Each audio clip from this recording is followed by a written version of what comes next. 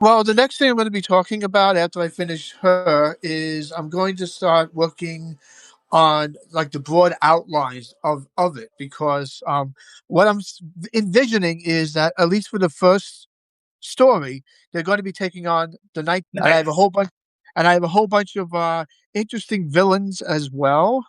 And the big bad, I'll just simply say, is actually a character from my Victorian era uh, storyline that I ported here because the villain is so engaging because he doesn't.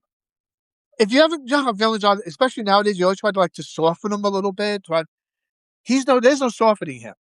He's Nice. completely depraved and evil, and I think he's a good counterpart to the heroes, especially to the Pope heroes are usually daring do and do the right thing and everything. And this character was just, I tell you, I actually hate him. And I'll be honest with you That's perfect.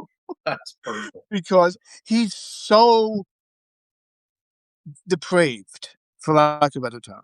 I say it every time I talk about storytelling.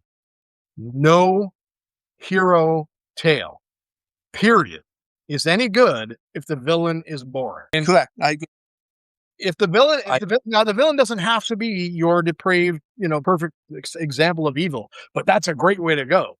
But the villain has to be interesting, engaging, and you have to either love him or hate him, because if you're ambivalent on him, if you're in the middle, the story dies. if you don't have a good villain, especially a good foil for the heroes to go to fight against, then you're not going to have a good story.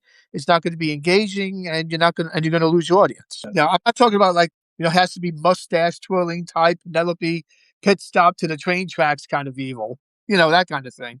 But just somebody who he has no compunctions about doing what he wants to do. His ambition is unbridled. I love it. Yeah. Nice, nice.